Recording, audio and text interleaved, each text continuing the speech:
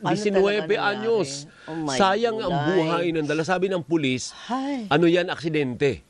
Wala daw foul play. Pwede naman aksidente, but sa bigger picture, paano sila inabot doon? Bakit pinayagan ng school na doon gawin ang isang activity? Hindi ba pwedeng dito na may malapit na ospital, halimbawa? Kaya nga. Yan yung aksidente na dapat naiwasan sana. May negligence bang involved? kaya That's nga. one of the questions na pwede itanong. Magandang umaga sa inyo, Congressman Chua.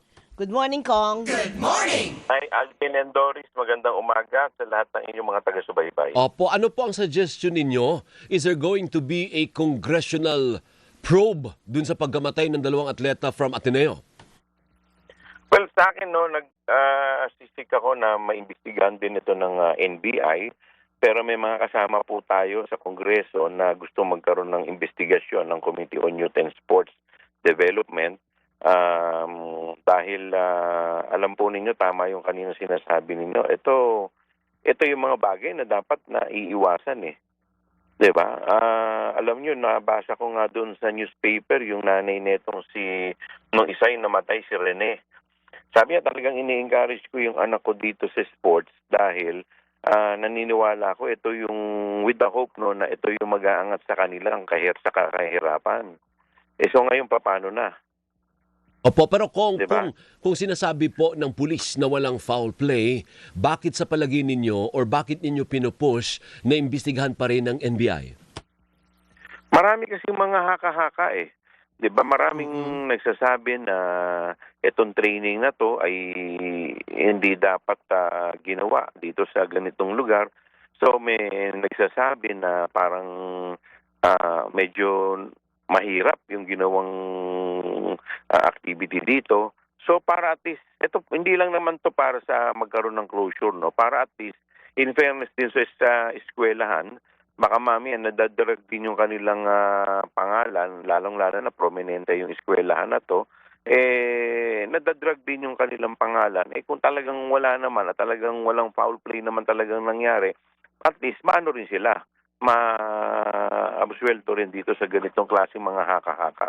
Opo, ngayon nakita nyo po sa social media, marami na po mga abogado ang umientra sa eksena, partner. May mga nag-aalok na ng serbisyo. Tama-tama si ni Joel, abogado ito eh.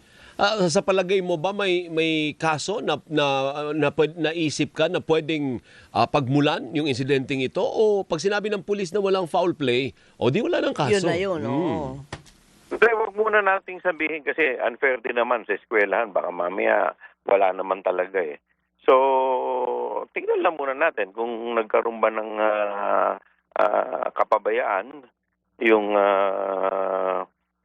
coaching staff dito sa ginawa nilang activities, or kung wala naman talaga, para at least malaman din ng publiko na wala naman. So siguro matigil na itong mga haka-haka. Opo, pero parang, Kong, pwede ba nating ihalin tulad yung mga ganitong klaseng boot camp sa mga hazing? Actually, may partner, may ganun na parang ang hilig Kaya ang nandun. daming anggulo. Opo. Ang daming anggulo. Hanggat wala tayong concrete na ebidensya, mahirap din naman mag-akusa. Unfair din naman dun sa eskwelahan. Opo. Di ba? So baka mamaya sabihin, tinotolerate nila yung ganito.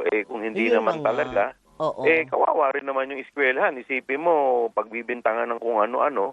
So ito naman kasing itong investigasyon na to, para lang maging patas.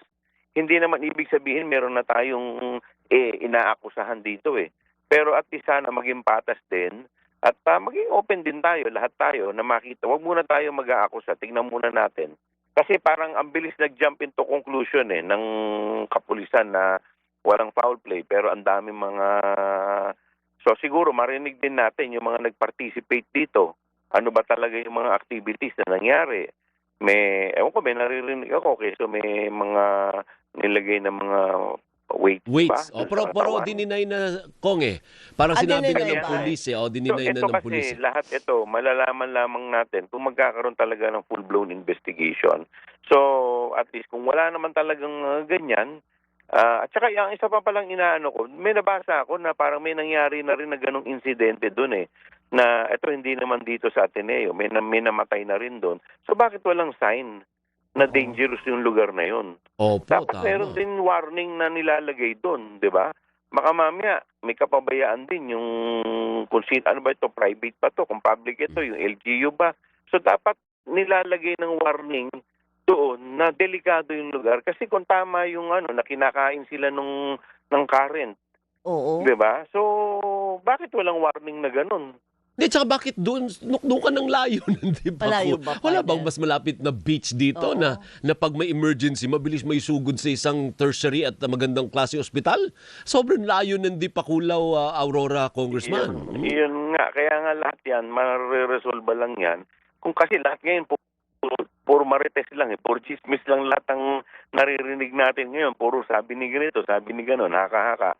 At least kung magkakaroon ng full-blown hearing, maririnig din natin yung panig ng mga coaching staff, ng mga player na nag-participate doon. Ano ba talaga yung nangyari? Opo, as a lawyer, Congressman, pag nagpapirma ka ba ng, di ba naalala mo nung nag-field trip tayo dati, may waiver. Meron. Naalala mo yung partner, Oo. pipirma ng nanay mo, kaya lang ito kasi 19 na eh. Letter of consent. Letter of consent. Ano ba ito? Hindi na minor eh. Oo. Paano ba Hindi yan? na sila mga minor eh. Opo. So Pero pwedeng wala? tingnan natin kung kasi yung mga eskwelahan kasi lumalabas doon na parang yan sila yung pangalawang magulang mo, 'di ba? Tama.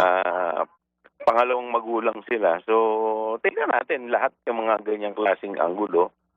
Pero ito kasi hindi naman to ordinaryong field trip eh. Baka mamaya part din ng training nila, yung 'di ba normally talaga yung mga atleta, ang pagkakaalam ko, isa sa mga magagandang training talaga yung mga sa stand, tumatakbo sila, nagpapalakas ito ng tuhod, nagpapalakas ng kanilang resistensya. So, minsan may mga ganong klaseng programa na ginagawa. So, tayo siyempre hindi naman tayo eksperto diyan, hindi naman natin alam yung logic behind that. So, pakinggan din natin. Tama. Sige, Kong. Maraming salamat sa oras. Oh, by the way, mayroong yung activity kayo sa June 16, hindi ho ba?